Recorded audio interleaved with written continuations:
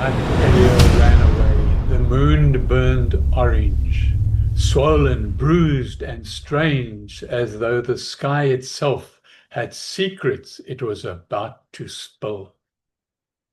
He had no destination, no plan, only the restless ache of a boy who felt unheard. His father barked too much, his mother sighed too often, and his little town seemed no bigger than a box he could never grow out of. The air was thick with the weight of everything expected of him, and nothing that set his heart alight. So he walked past shuttered houses, past trees bent and twisted by old winds, past the edge of where the world was supposed to end. And then he heard it. Music. Not the clean notes of the village fiddler or the solemn tones of church bells. This was wild, impossible. Music that seemed to scrape and dance against the bones of the night. Drums thundered like the heart of a giant deep underground. Flutes shrieked like owls warning of storms. And fiddles wept like stars tumbling through the endless space. The music hooked his ribs and pulled him forward. He stumbled through brush and field until lantern lit broke the darkness. There, standing crooked against the sky, was a gate made of rusted iron and dream stuff. Painted in letters that seemed to shift when you blinked, was a banner. And Elior breathed, and his breath caught in his throat, stepped inside. The carnival was alive with feverish glow. Lanterns burned in colors he had no names for. Greens that quivered like envy, blues that dripped like sorrow, golds that tickled like laughter. The air smelled of roasted nuts, candied smoke, and something faintly metallic beneath it all, like a blood on a coin. A juggler tossed knives that turned into birds mid-flight, wings flashing before they dropped into his waiting hands. Fire breathers inhaled shadows and spat them back as a roaring black flames leapt up. A woman's soul spun sugar that dissolved into whispers when it touched your tongue. The mirrors, the mirrors were the worst. Tall, warped panes lined the midway, but they didn't show Elior's face. They laughed at him instead, cruel crackles spilling out as he passed. Everywhere the crowd clapped and gasped and cheered, but their laughter sounded thin, nervous, as if even the sense the carnival was more predator than show. And then Elior saw them. At the far end, behind the stripped tents of crimson and black, loomed cages, enormous cages. A sign above them read, "The beasts you were warned to fear. The beasts you were warned to fear." And Elior's heart thudded like a drum of its own.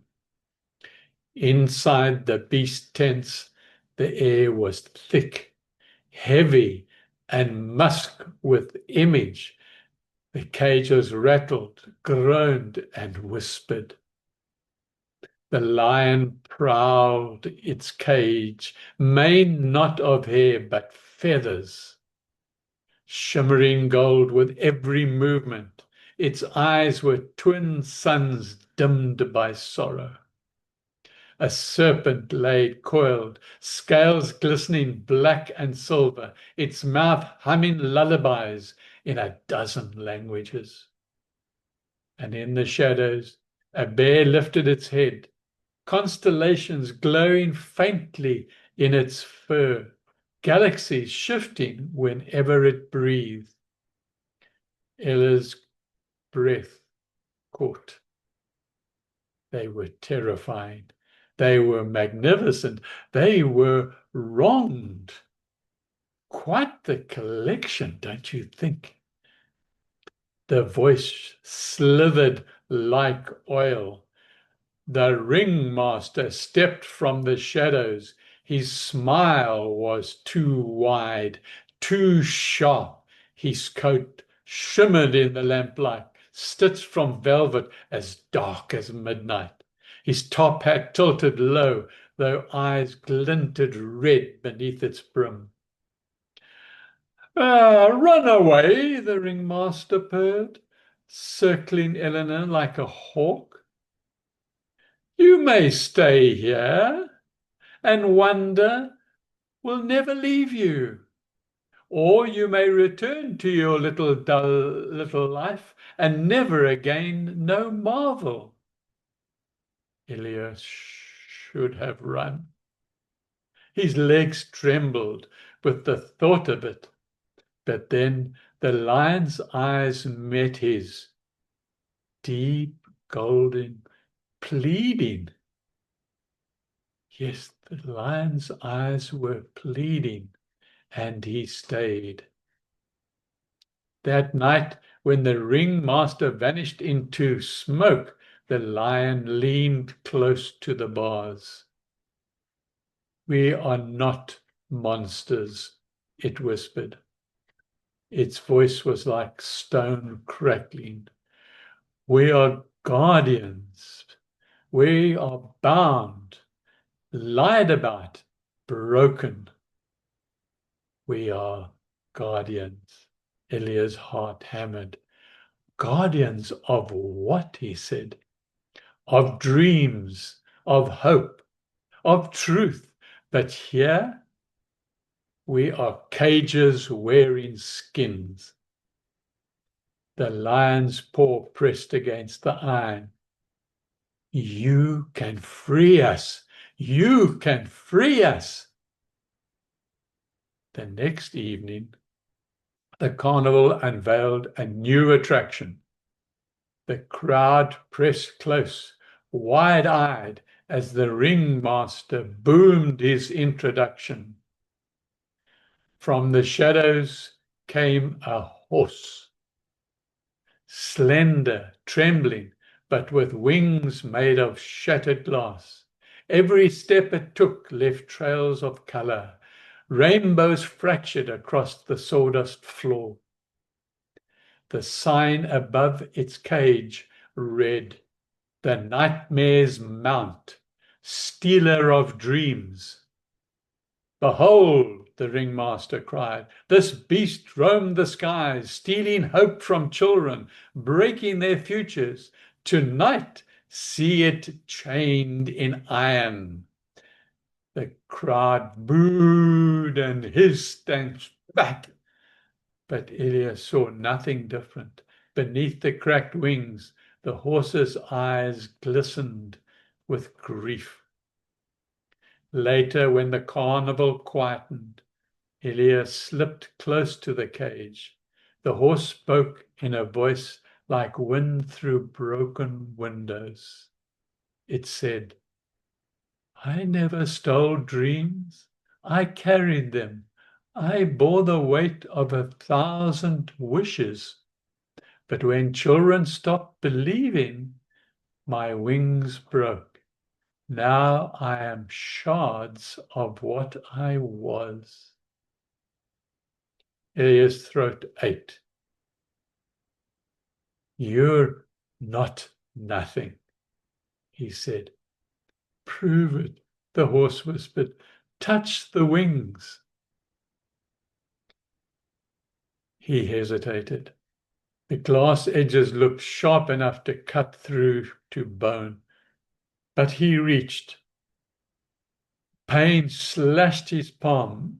Blood welled bright and hot. The horse trembled, and then, with a cry, its wings mended. Glass fused into gleaming arcs, rainbow colors bursting into brilliance. The ground shook, lanterns flickered, the whole carnival trembled as if waking from a dream. And from the distance came the ringmaster's furious roar. That midnight, the carnival threw its grandest show, the parade of masks. Every visitor received a mask, golden, jeweled, dazzling things. Elior pressed one onto his face, and the world shifted. He saw himself not as a boy, but as a king, crowning a crown glittering, people bowing, people bowing. His voice, law and thunder. The mask whispered sweet poison. Keep me, and you will never be alone again. Remove me, and you return to nothing, the mask whispered. Around him the crowd swayed and danced, puppets pulled by invisible strings, each lost in their masked lies. A mother sobbed as she held children she no longer had. A merchant laughed with a fortune he had never earned. And then, from the corner of his vision, Elior saw a fox made of smoke slipping between the dancers. It brushed his ankle, whispering, "Break your mask or be lost forever. Break your mask or be lost forever." His fingers shook. The mask clung to his skin like tar. But Elior pulled. He tore. He screamed. The porcelain cracked, shattered, and fell from his face. The crowd gasped awake. Mask crumbled like ash. People whispered their own names, clutching their hearts, blinking as if reborn. The fox's smoky eyes met his. "Good," it whispered. "Good," it whispered. Then it vanished. The ringmaster stormed into the ring, no smile now, his face twisted with rage, his eyes burning scarlet fire. Shadows bled from his coat, curling like living snakes. "You dare break my show, boy?" His voice thundered like cannons. "You think you free them? Without the carnival there is no wonder, no magic, only your drab little lives." Elior's voice rang back. "This isn't magic. This is a prison." The cages shuddered, the beasts roared, and one by one the bars on their cages shattered. The lion leapt, mane blazing gold feathers. The serpent sang lullabies that turned fury into silence. The bear rose, stars burning across its fur like galaxies alive. The horse spread its rainbow wings wide, and together they circled Elior. The ringmaster flung chains of shadow, snapping like whips, curling to bind the beasts. But Elior raised his bleeding hand. "You don't own them," he shouted, "and you don't own me." The beast's light gathered, brighter, brighter still. It burned shadows away, searing the light. The ringmaster's scream echoed across the field, high and thin, before he collapsed into a storm of smoke. Gone. The carnival crumbled, tents sagged into dust, lanterns spluttered out. Music whizzed like dying breath, and then silence. The beasts bowed their heads to Elior. "You freed us," said the lion. "Now we return to you what we always meant to be." One by one, they dissolved into morning light. Elior stood alone in an empty field. The sun rose, washing the world in gold. Birds sang. The grass whispered. He thought of his small house, his father's bark, his mother's sighs, but he smiled because he knew now. Wonder was not trapped in cages. It wasn't hidden in carnivals. It lived in dreams, in kindness, in courage. As he turned back home, his steps were lighter because Elior had freed the beasts, and in doing so, he had freed himself.